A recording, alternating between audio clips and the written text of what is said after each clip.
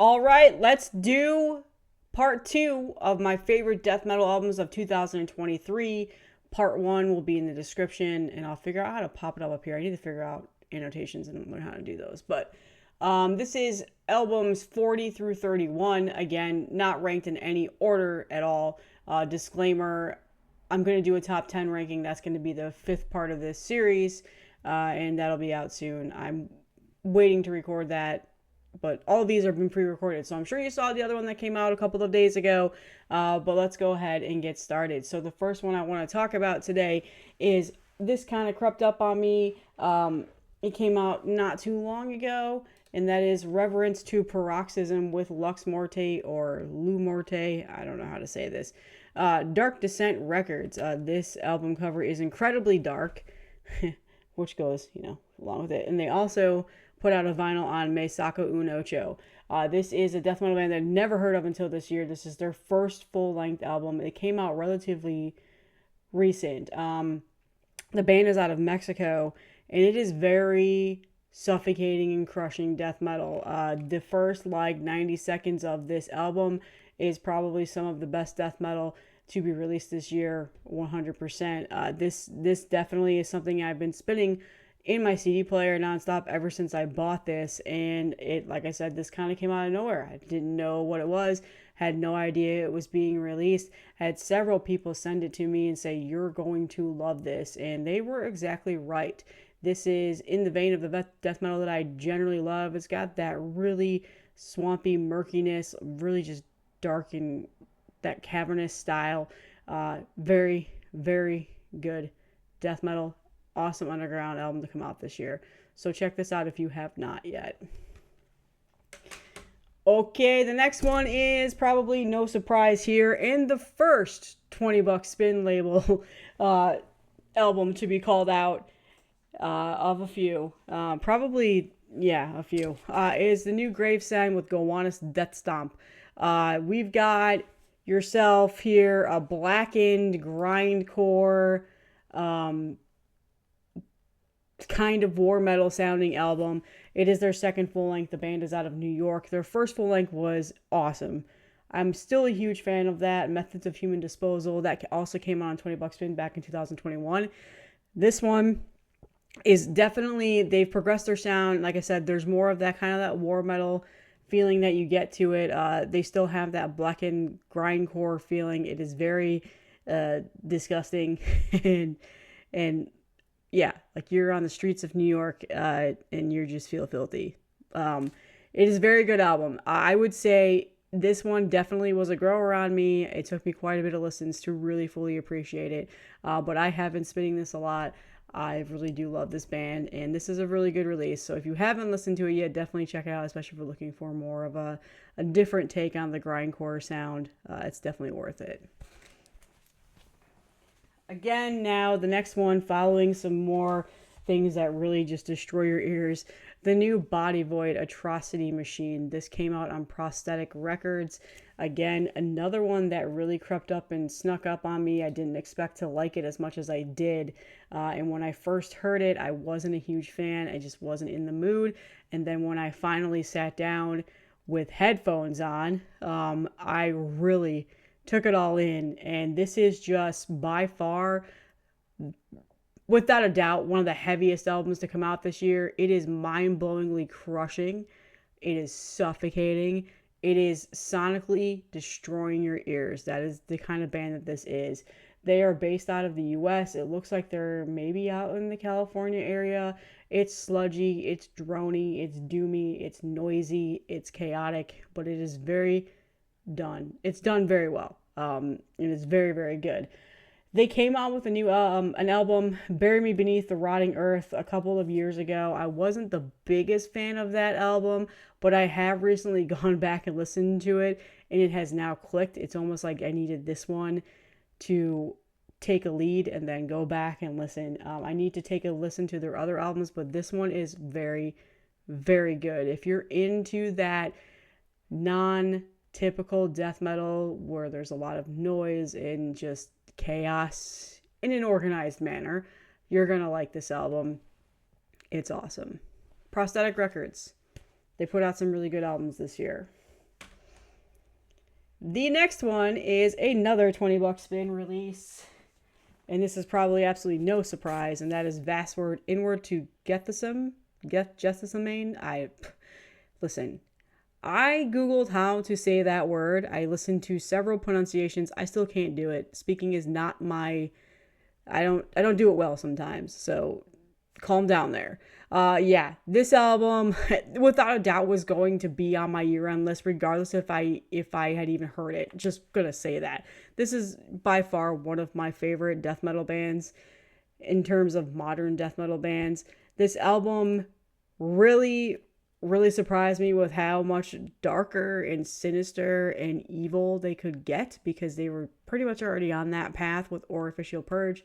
But yeah, I really love this album. I don't fully understand why some people are saying it's a downgrade from their last, but hey, everybody hears things differently. The band is from the Pacific Northwest, I believe, more in the California area. They have several other albums out that are fantastic. I do think this is their best one by far. In my review that I did with this, I mentioned that Orificial Purge still might be my favorite, but after it's been several weeks now and I've listened to this, this is some spectacular stuff here. So check this out. It is so good if you haven't heard it yet. And of course, I mean, that album cover alone just pretty much just shows you like what you're getting yourself into here. So Vastum. I couldn't, of course I were going to put it on here. Okay, the next one is another one that was a grower on me, and now I've listened to it countless times. And that is the new Gridlink with Coronet Juniper. This is on Willowtip, and it is grindcore, very fast, chaotic, high-pitched, screaming grindcore, and it's very, very good. Again, I don't have the whole entire like super background of this band. A lot of people are really diehard fans of them. They've been waiting for this album to come out for a long time. Their last one wasn't out until 2014, so it's been a while. But they do have some members of other bands in here that I'm familiar with, like Cognizant. And what was the other one? I have it written down. Can I find it in my notes? Discordance Axis. And so, yeah, it is exactly that chaotic, high-pitched, screaming grindcore. It's fast, it's aggressive, it's in your face, and it's done really, really well. There's also an instrumentational version of this on Bandcamp that I admittedly really enjoy, and I've listened to a couple of times, so check that out if you're into that kind of thing. But this is by far one of the best grindcore releases to come out this year, and it grew on me a lot, and I've been listening to it nonstop. It is very, very good. So I don't think I need to explain this anymore. A lot of people have had this on their radar for a while now. Okay, the next one is another one that I kind of slept on a little bit, and then when I finally got around to listening to it, fell in love with it, and that is the new Sentence to Die with Parasitic Infection on Maggot Stomp. Here we go. Here's the first Maggot Stomp release. I think Maggot Stomp gets on my year-end list, has been on my year-end list for like the last 4 years, at least. So very, very good death metal record. There's definitely some like hardcore sound to it. I was going to say hardcore adjacent, and apparently that's a really triggering term for people, so I chose not to say that. But this is a really fun album, and I listen to it a lot, and it's been living in my car. I finally took it out because I've been listening to this every time I've been taking my kids to school and stuff like that, or picking them up from school. And I really enjoy this album. So they're a U.S. band, of course. I think they're from the Minnesota area, and this is their first full-length album. They don't have anything else out before that. And I have said Canopy of Intestines is one of my favorite songs to come out this year by far. So if there's one song that you listen to on this album, it should be that one. There are members of Gates to Hell in here. And then I think, what was the other band? Coffin Rot. So we got some underground death metalers that formed another band. So really, really good stuff. Check it out. And again, Maggot Stomp, shout out to them. I still love that label a lot. Okay. The other one is one that I pretty much just knew I was going to like as soon as I heard it. And that was the new Left Cross album. What was this called again? Upon Desecrated Altars. So this is on Profound Lore. I didn't know anything about it. I saw it was announced, was like, I don't know who that band is. And I didn't think about listening to it. And then when it came out, I saw a lot of people talking about it on social media. And I was like, okay, I'll go check it out. And then I'm hearing it and I'm like, okay, this is really good. Who is this? And upon further looking into it, we have Wes from Artificial Brain, who plays live with Artificial Brain. And then the other member of Antichrist Siege Machine, who I absolutely love. So there's a lot of that influence in here, a lot of that war metal sound in here that I just love. So this album is really, really good. And I think you know what you're getting yourself into with that album cover, with the war metal sound. There's definitely a lot of death metal elements to it as well. But it is assaulting. That's like my favorite word to describe war metal. So band is from the US. And yeah, you should check this out. Again, one that I was not expecting, kind of crept up on me. Really, really good stuff. Okay, now we're getting into the $20 spin releases. The next one is Ulthar. So now Ulthar, and I realized I didn't pull their records. Really failing at this. But anyway, Ulthar came out with 2 albums at the beginning of the year, Helionomicon and Anthronomicon. I am putting them both up there as the same. I love them both equally, but admittedly, I listened to Helionomicon just a little bit more. This is one of the first albums to come out this year that I deemed to be on my year-end list, and I said it prematurely, and I stuck to it, and I told people to go fuck themselves, so that gave me a hard time for saying that. I think I even said it in my review on Heavy Metallurgy. It has stuck. Ulthar's best work. It is blackened death metal in just phenomenal band. I feel like at this point they can't do me any wrong. And releasing 2 albums this year, which was maybe thought out to be kind of, like, what are you doing here? They did it really, really well. 2 albums that definitely stand out on their own. They can be listened to themselves alone, but also 2 albums that generally go together in the scheme of things. So just a fantastic band. They are from the US, and this is their 3rd and 4th full-length album that they've put out. Their last album, Providence, was also on $20 spin, and I really liked that album a lot too. But I think that they've really upgraded their sound. They've stepped up their songwriting, and this is some of the best stuff that they've done in a very long time. So, since 2018 when Cosmivore came out. Yeah, great albums. Again, I knew this was going to be some of my favorite stuff to come out this year. There was just no denying it.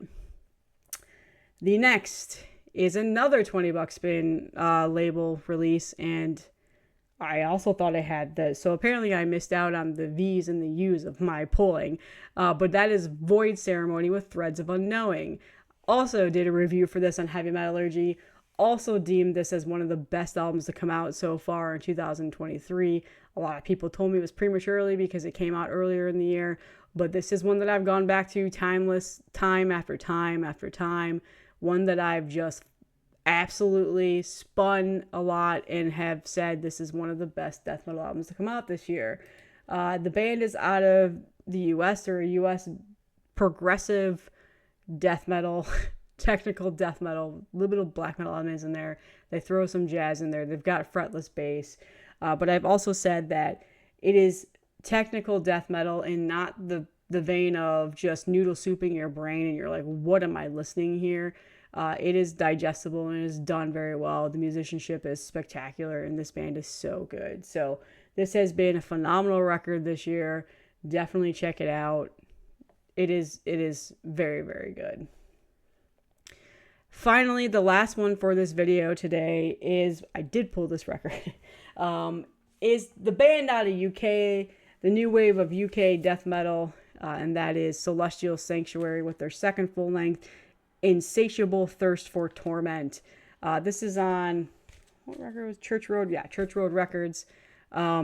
This came out several months ago. I was super hyped for it. I loved their first album. I was a huge fan of their first album, and I was really excited. I feel like this one kind of flew under the radar a little bit. I've seen a lot of people talking about it, but I've also seen not a lot of people talking about it.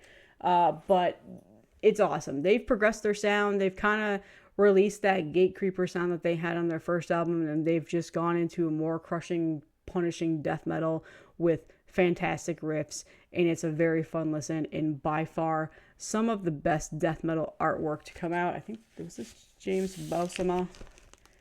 I'm just gonna check really quick so that way so I can get that correctly. I'm pretty sure it is.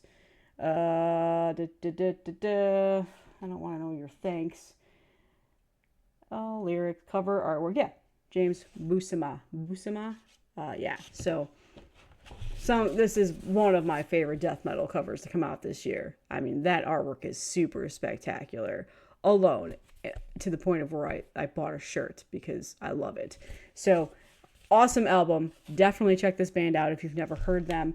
Fun group of guys. I cannot wait to see them live someday. I'm hoping that I can catch them on a tour. But they've been getting popular. The scene that makes me happy.